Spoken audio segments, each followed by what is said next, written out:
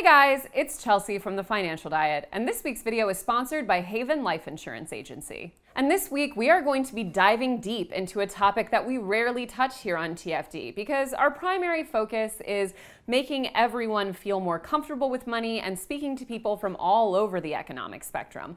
And quite frankly, if you're a rich person, you probably don't have all that much of a need for this channel, and that's fine, that's your journey. But sometimes, both because rich people are a topic that have quite a lot of relevancy in a country where they control so much of everything, but also because, frankly, they're a fascinating case study in so many different elements of life. Sociology, gender dynamics, personal happiness, that from time to time it's kind of worth talking about rich people here on TFD. And I want to speak about it purely from my own personal, somewhat unique experience. Many of you may not know this, but before I got started in a career in media, I somewhat unintentionally, but also looking back, probably subconsciously intentionally, worked for a lot of rich people. From the age of about 10 onwards, I lived in a town called Annapolis, Maryland, which is a pretty fancy, waspy sailing town on the Chesapeake Bay, where there are a lot of very, very high earners. And I think also because I had grown up pretty poor, and when we lived in Maryland, we were pretty middle class compared to a lot of the people around me who had so much,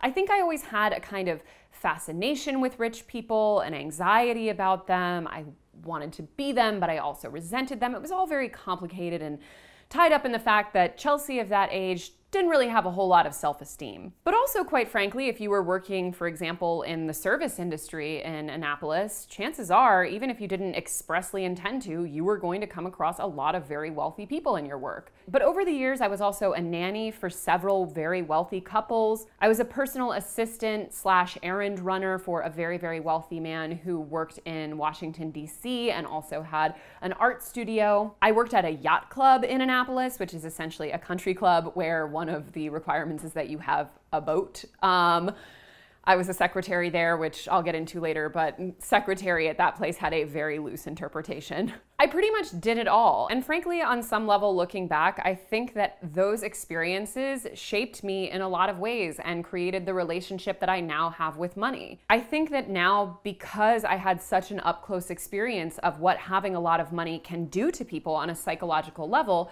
it's one of the reasons why, for example, even though I own the majority of my company and can frankly pay myself whatever the hell I want, I choose to pay myself less than other people in the company and keep the employees generally quite on par with what I earn. I also am someone who no longer has any kind of a fear of, seeming cheap or saying no to things for financial reasons. And above all, I am extremely invested in the concept of financial transparency.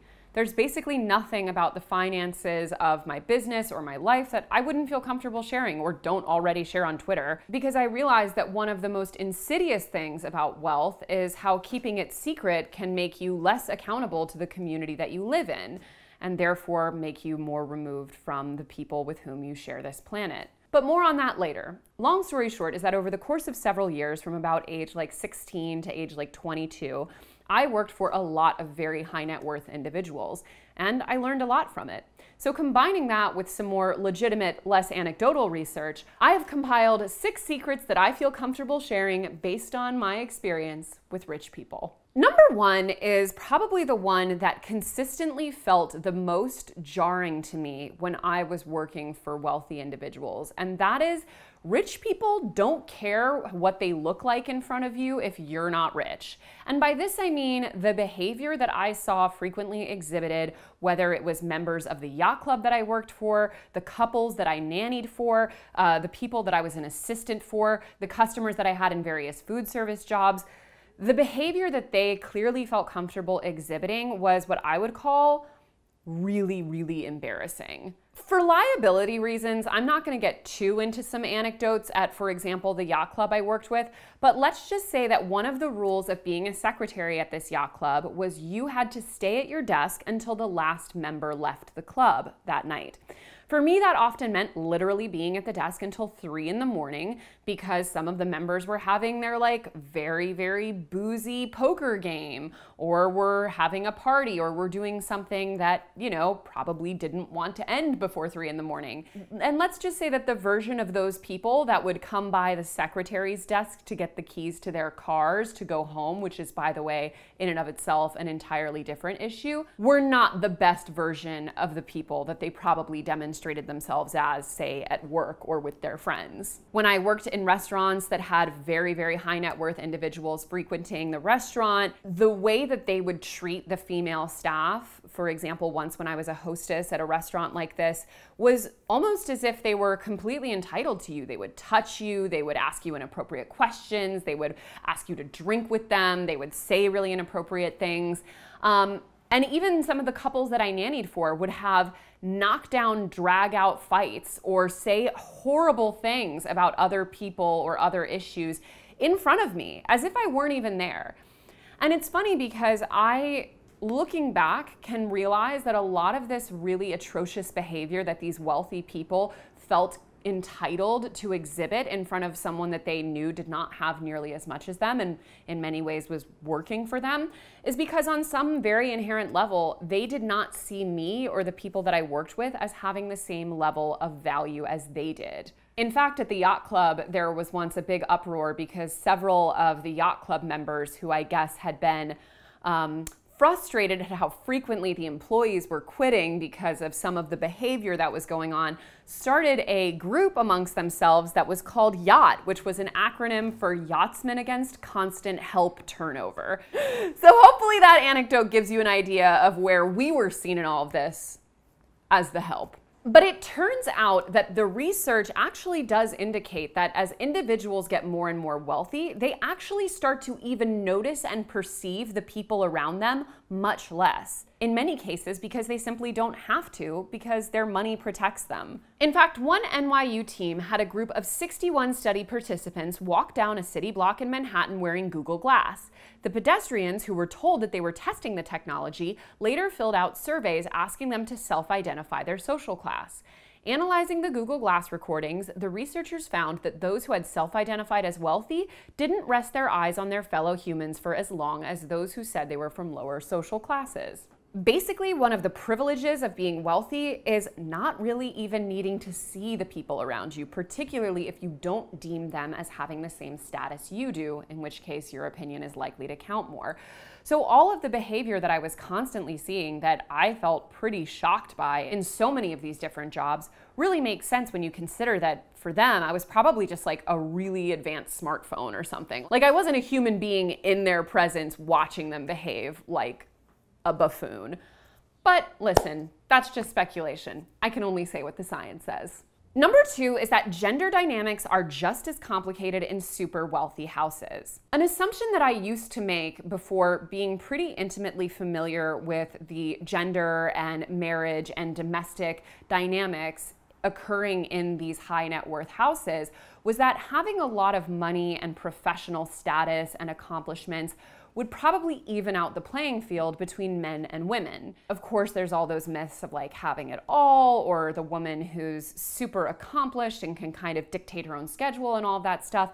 I just somehow imagine that with enough money and professional success, you would be able to escape the kind of gender norms and unfortunately discrimination that most of us live under. But it's actually not true. And I experienced that both anecdotally, but it's also really borne out by the data. When I was a nanny, for example, I was often nannying for families where both the man and the woman in the couple worked outside of the home in very high level, high stress, demanding jobs. They were both high earners. They both brought a lot to the table professionally, but in every single home that I worked in, without exception, the woman in the family, on top of course, having the domestic help, i.e. me and other people that they were hiring to work with them, took the vast majority of the child rearing onto themselves. As a random example, in some of these families, the woman would often come home, say like 7 p.m., and she would often be like really flustered. She had to leave the office. She was like still kind of half at work in her mind, but it was very important that she come home, take care of the kids, be part of their meal time, you know, give them a bath, put them to bed, like have some time with the kid. And frequently the husband would come home much later than the wife, and maybe he would like have a few minutes with the kid before bed, but it was never a sense of like guilt or like he needed to really be there. It was always the dynamic of like, hey, if he happens to get a couple minutes in, well, isn't he just being a great dad? While the woman often seemed both stretched really, really thin at work, but also put in a position of guilt for not being with her children more, even though arguably it should be a completely joint responsibility. And part of this is because a lot of the dynamics that we see in society about whose responsibility it is to be with the children more, who should be the more primary caregiver, what is expected of a woman versus a man in a marriage, really holds true even at the highest earning levels. In fact, only 39% of high-achieving men are married to women who are employed full-time, and 40% of those spouses earn less than $35,000 a year.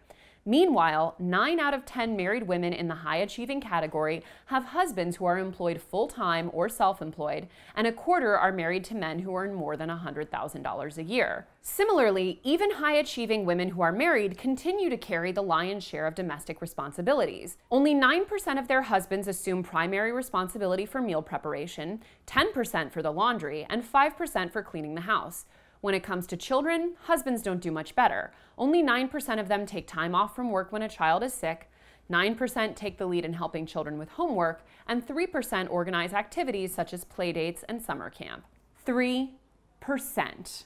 Now listen, this is not to say that just high-achieving couples are ones in which the gender dynamics and the expectation of who is a parent, even though, spoiler alert, you're both frickin' parents, is so disproportionate. This is true kind of across socioeconomic classes, to varying degrees. But the point is, of all the freedoms that wealth can buy you, for many women, it doesn't buy them any greater level of freedom when it comes to the gender norms that they are expected to live by.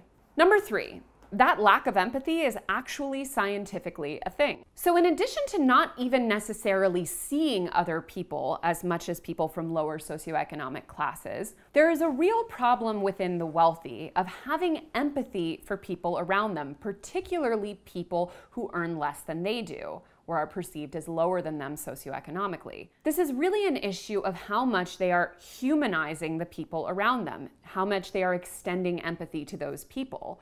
So in addition to often just being careless and unaware, when it comes down to it, for many wealthy people, there is just a sincere lack of humanity that they perceive towards the people around them, and towards, in many cases, what could be considered their community. Here in New York, for example, we are inundated with incredibly wealthy people who live right on top of each other.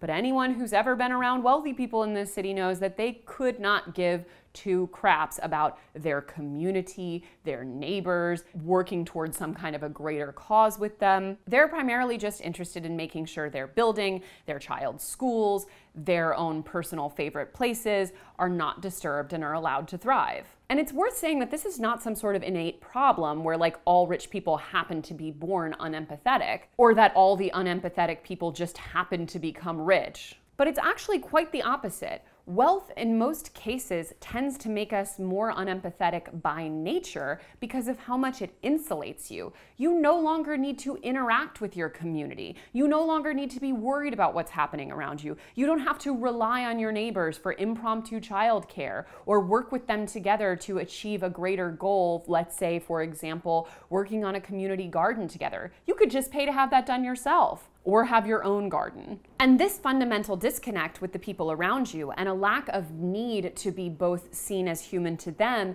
and to see them as human yourself fundamentally starts to wear away at that natural instinct. And this can often feel particularly egregious in service jobs, where the dynamic is so clearly that you are simply there to cater to their every whim.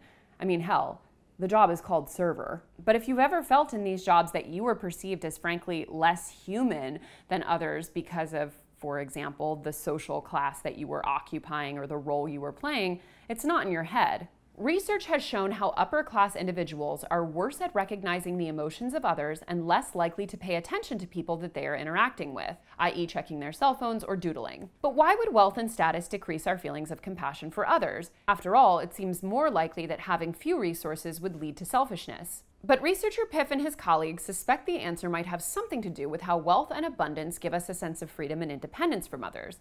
The less we have to rely on others, the less we may care about their feelings. This leads us towards being more self-focused. And another reason has to do with our attitudes toward greed. Like Gordon Gekko, upper-class people may be more likely to endorse the idea that greed is good. Piff and his colleagues found that wealthier people are more likely to agree with statements that greed is justified, beneficial, and morally defensible. These attitudes ended up predicting participants' likelihood of engaging in unethical behavior. But there may be an even more compelling reason behind why so many of these upper-class individuals feel that greed is justified and maybe even necessary. Which brings us to our next point, which is 4, that most rich people don't actually feel rich. An interesting dynamic among the wealthy is how much through self-isolation, creating communities of people of similar incomes, working with people of similar incomes, socializing with people of similar incomes, it tends to wear down their social group to just people who tend to be on their level or very close to it, but in many cases often much higher than their financial level. This could be as simple as someone else at work who got a way bigger bonus, or it could be the person in your luxury building who lives on a better floor with a better view. Because your sense of normal, what you expect out of life, your tastes, what you consider to be a need, are continually evolving and upgrading with what we call lifestyle inflation, where because you can now afford that nicer thing, you get used to it and now you only want that nicer thing, the endowment effect.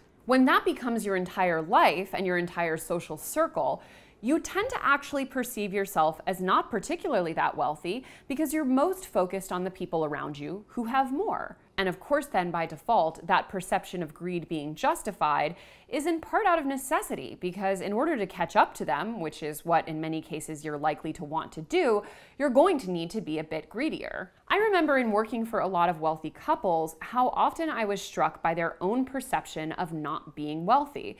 Sometimes you could think that, okay, maybe this is just a question of wanting to be demure or to be low-key about it. But yes, there were the comments about, oh, we're comfortable when it comes to people who are literally multimillionaires. But there were often, in many cases, the impression amongst these people that I worked with of feeling like they were on a pretty tight budget because the things they wanted, they couldn't afford.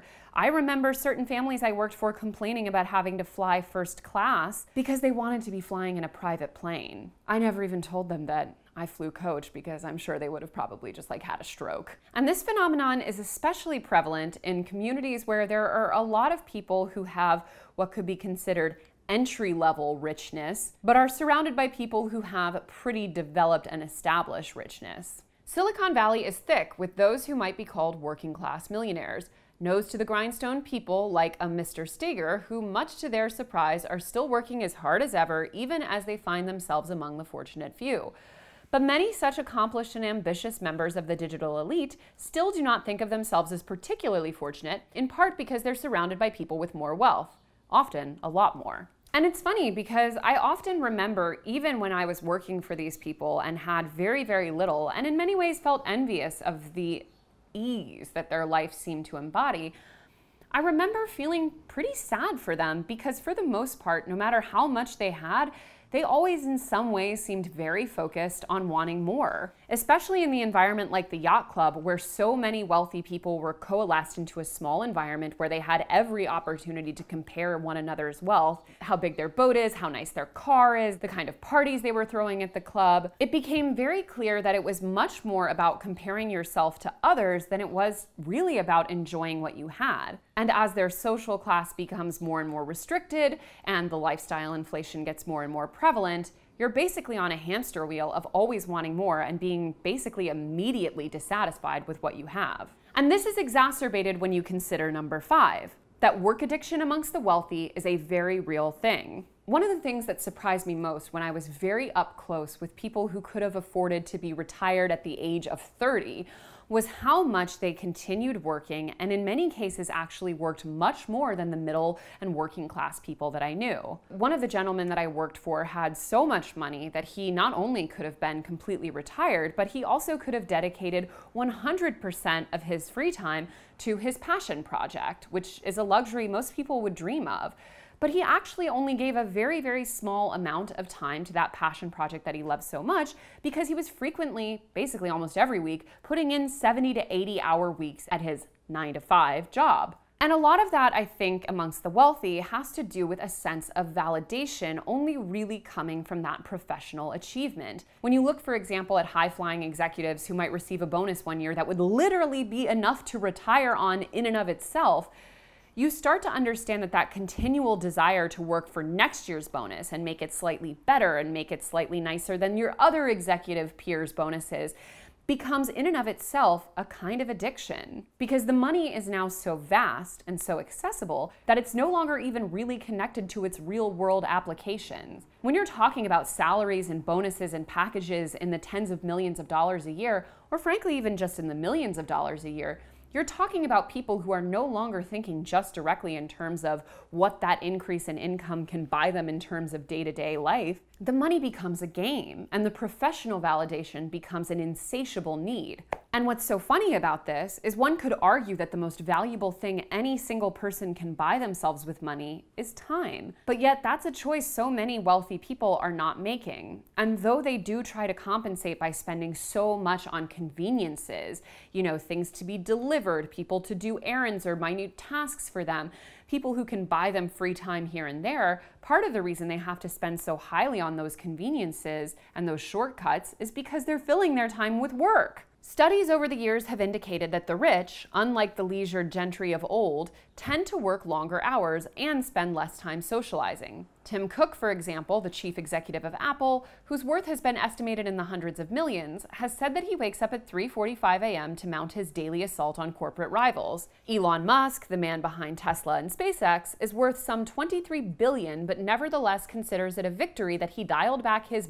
bonkers 120-hour work weeks to a more manageable 80 or 90. If you swapped literally any other activity, habit, routine, substance for work in these situations, you would immediately recognize this as compulsion. But because we put work on such a pedestal and how much you earn as a result of that work on such a pedestal, we tend to look the other way. And all of this brings me to number 6, which is the most important and invaluable lesson that I have taken with me from working for the wealthy for so long and has informed so many of the choices that I make with my own life and with my own business, which is that money doesn't buy you happiness, but it can. We know pretty well when it comes to the psychological phenomenon of things like happiness, fulfillment, joy, that there's a pretty simple formula for what can bring us those things. And there are a few key ingredients that are totally accessible to the wealthy, but which in many cases they opt not to have. Of course, one of the minimum requirements of a feeling of happiness is a feeling of stability and safety.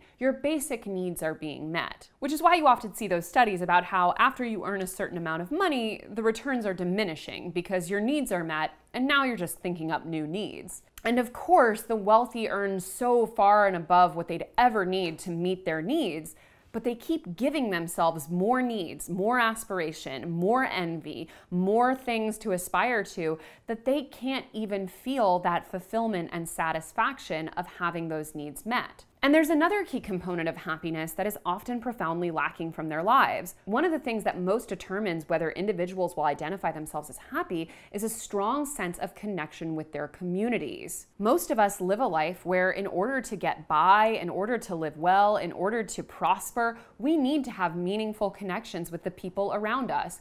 We need to know our neighbors. We need to take care of our neighborhood. We need to stay close to our family. We need to rely on each other. So not having complete access to buy whatever you want or hire someone to do anything makes you intrinsically more dependent on that community and creates a greater sense of interwoven needs and desires. When you don't have this and you feel isolated from communities and atomized from communities, you're likely going to be less happy. There's also a direct correlation between working massive, taxing hours and not feeling happy. Aside from the immense stress that it causes, you're robbing yourself of your own ability to enjoy your time or even dictate what you're doing with it. And it's funny because one of the more simple solutions for the wealthy to become more connected with their communities, to be more invested in the lives of people who are different from them, and to give themselves a higher meaning would be to share as much of that money as possible with the people who need it or with causes that they feel strongly about. But despite the reputation for being philanthropic, as a group, the wealthy actually don't give that much. The rich are not the most generous, concludes a 2012 study published in the Chronicle of Philanthropy. Middle-class Americans give a far bigger share of discretionary income to charities than the rich do. The data, which looked at IRS records, found that while households earning $50,000 to $75,000 give an average of 7.6% of discretionary income to charity, households making $100,000 or more give an average of 4.2%. But of course, if you're thinking about people who have naturally developed less empathy for their fellow human beings and have no real need to be super implicated in their community, that makes total sense. And above all, it's sad because, as I said in my point, money could buy us happiness. Money could buy us the feeling of security and warmth and connectedness. We could provide for others and have them provide for us. We could be part of something much bigger and celebrate as much in someone else doing well as we do in ourselves doing well. But in order to do that, we must have a profound level of empathy and connection with the people around us. And as the saying goes, never look in your neighbor's plate unless it's to make sure that he has enough. If you are privileged enough to have discretionary income, to be comfortable financially, as I myself very much am, it is incumbent upon you at every turn to do everything you can not to let that money make you less human, less connected, less empathetic, or less charitable. In an era of soaring wealth inequality, it's important that we stop idolizing the rich and start seeing them for what they are. Kind of a little sad. And if you are looking to add some of that safety and security to your own life, there is no better choice you could make than getting the right term life insurance policy. And there's no better place to do that than with Haven Life. Haven Life is an innovative startup backed and wholly owned by MassMutual that has modernized the process of buying dependable term life insurance. Their easy online application process can give you a coverage decision in as little as 20 minutes.